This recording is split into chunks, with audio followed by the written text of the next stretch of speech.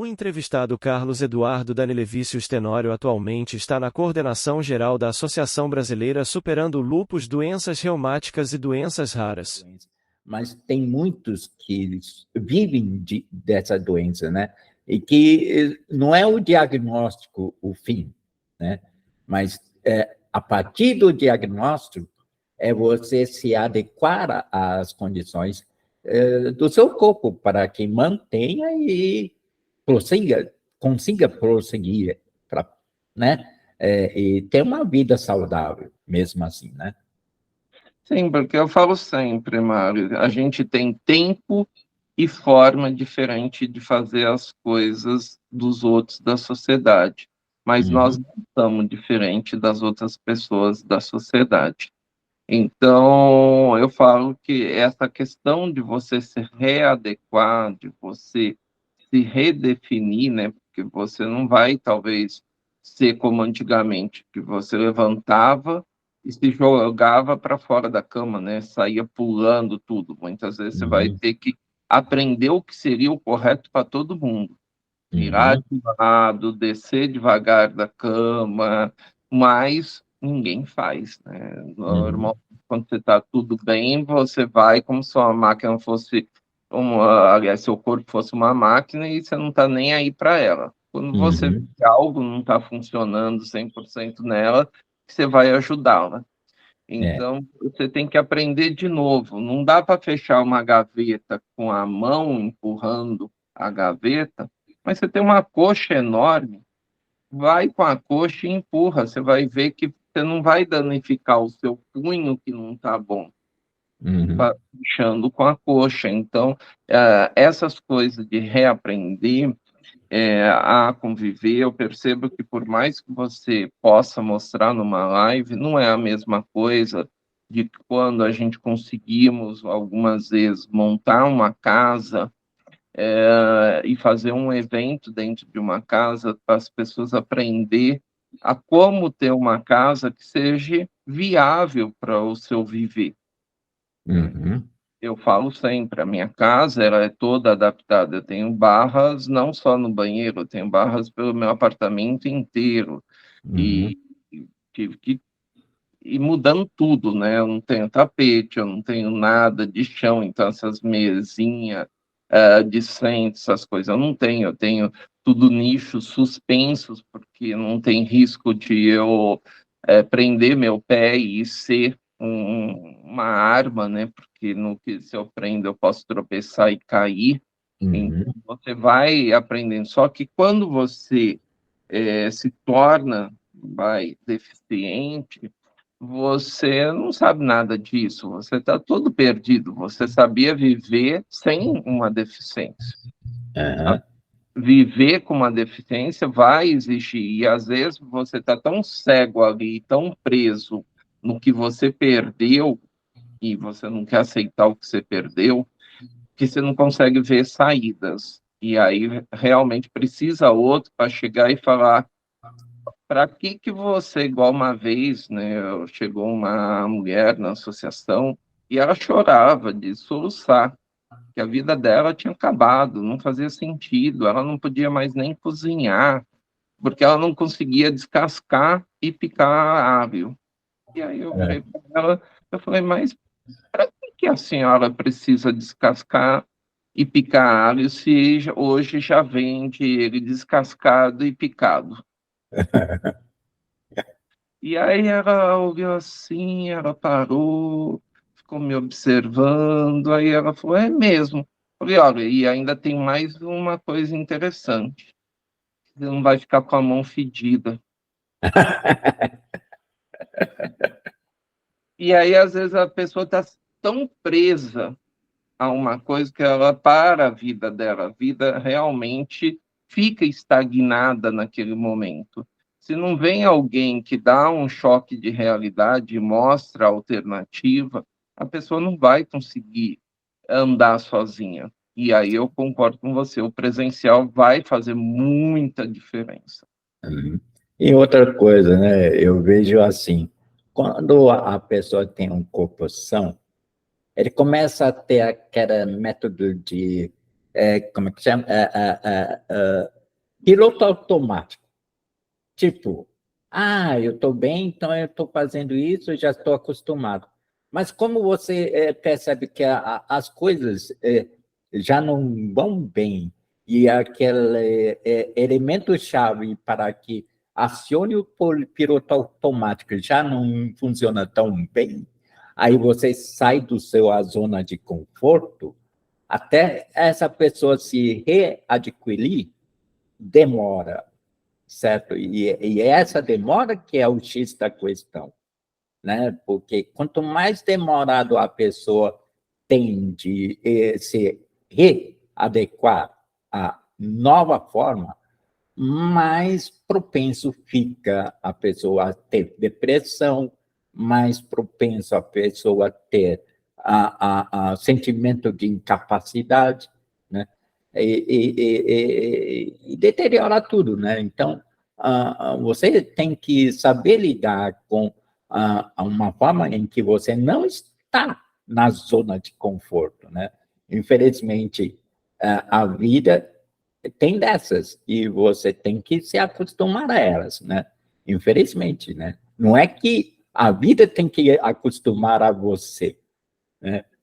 A vida ela não para te esperar, né, Mário? A grande verdade é que a vida ela continua. Agora, se você quer continuar com ela, aí é uma decisão sua. Só que eu chamo esse período todo que você descreveu como de luto. É uma perda que você teve, né? E uma perda importante da sua vida. Só que não adianta, você já perdeu, é igual quando você perde alguém que você ama. É triste, mas ele já foi, você não vai trazer ele de volta. O que você tinha que ter feito por ele, você já fez, se não fez também vai ficar o remorso. Mas você tem que seguir sua vida. Então, seja qual for o luto que a gente for viver na vida, ou por uma pessoa que perdemos, ou por parte do nosso corpo que já não funciona como antes, a gente tem que ver o que temos de bom. E eu sempre via deficientes falar que, principalmente o de nascença, né? Quando, eu nasci sem enxergar, mas você cria uma outra potencialidade no seu corpo. Eu achava aquilo muito interessante, mas eu pensava, isso é para quem teve a deficiência de nascença. Eu não vai ser o caso, porque você, no meu caso, foi adquirida já no decorrer da vida. E hoje eu percebo que eu também potencializei em outras áreas que o meu corpo funciona melhor do que o que ele deixou de funcionar. Exato. Mas por quê? São buscas, né? Hoje, quando veio a doença, além da informação, eu quis buscar quem eu era de fato. E aí você vai vendo, né, desde questões de criação, os dogmas, valores, crenças, às vezes limitantes que você tem, e eu acho que principalmente a preocupação com os outros. Eu, no início da deficiência, minha grande preocupação era o que as pessoas iam passar a me ver, se é que iam me ver, porque hoje eu estou usando muleta, mas no início eu usava cadeira de roda, então eu achava que nunca mais eu ia ter um relacionamento, mas isso era a minha cabeça. E quando eu percebi, as pessoas olhavam mais, tudo bem, era mais curiosidade, até porque numa cadeira de roda as pessoas têm muito feitiços, como que um cadeirante vai fazer sexo, então eu comecei a olhar, falei, mas estão olhando mais, eu tenho que tirar a vantagem disso. Então você vai vendo, você vai tendo outras potencialidades, trabalhe elas, porque você vai ver que hoje eu tenho um ciclo social muito maior do que eu tinha antes da deficiência, e eu acho que eu sou, né, quando a gente vê a palavra deficiente, até você falar a primeira vez, eu sou deficiente, ela é muito forte. Só que eu aprendi a ver que dentro dela tem o eficiente.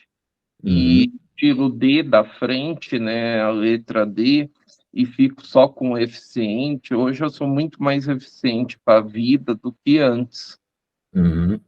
É, exato.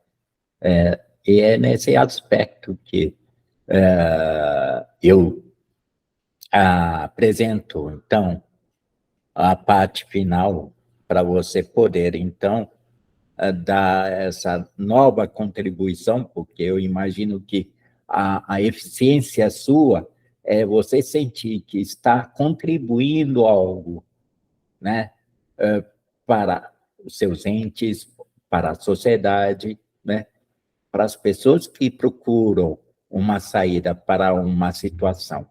Então, digo para você que esteja à vontade para concluir com as suas considerações, partindo do pressuposto de ser e sentir eficiente. Deixo com você. É assim, eu era, né, antes de me aposentar por invalidez, era professor, então amava o que eu fazia, me sentia no meu auge de realização profissional e pessoal, e achava que quando eu me aposentei, jamais eu teria algo para trazer felicidade para mim, algo que ia me trazer acréscimo, algo que ia me trazer realização. E quando eu enxerguei de fato tudo que se passou, o que fazia sentido aquilo, por que isso chegou na minha vida, o porquê foi permitido uma pessoa que era tão útil nas comunidades, dava aula, subia, descia morro e de repente pouco poder andar, eu percebi que eu não precisava caminhar tanto, me esforçar tanto para ajudar tanto. Hoje eu caminho muito menos, ajudo muito mais, continuo como um professor, porque eu achava que eu tinha me aposentado e não ia mais poder ser professor.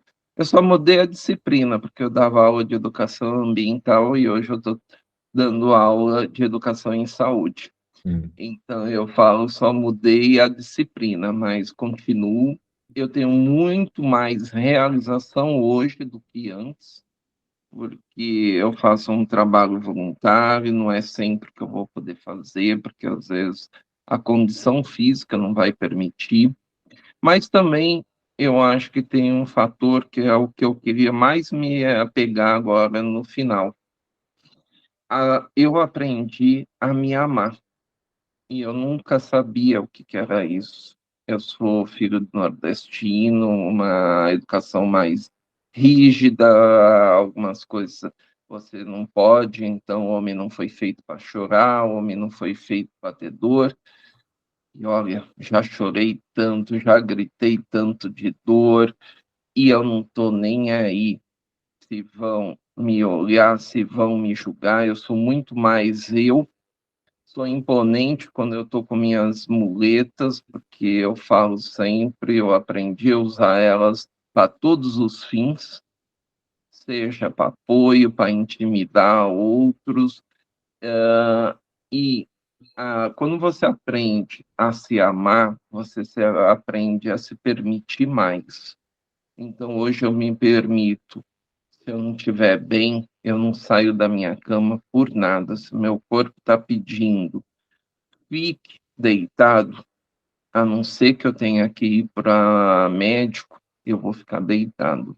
Aprendi que a louça que está lá na pia, se eu não lavar hoje à noite porque eu não estou bem, no outro dia eu acordo, ela está lá, ela é bem educada, ela não sai do lugar. Ela fica lá bonitinho te esperando. Então eu aprendi a ouvir, aliás, mais o que o meu corpo me pede e dar mais a ele o que ele precisa.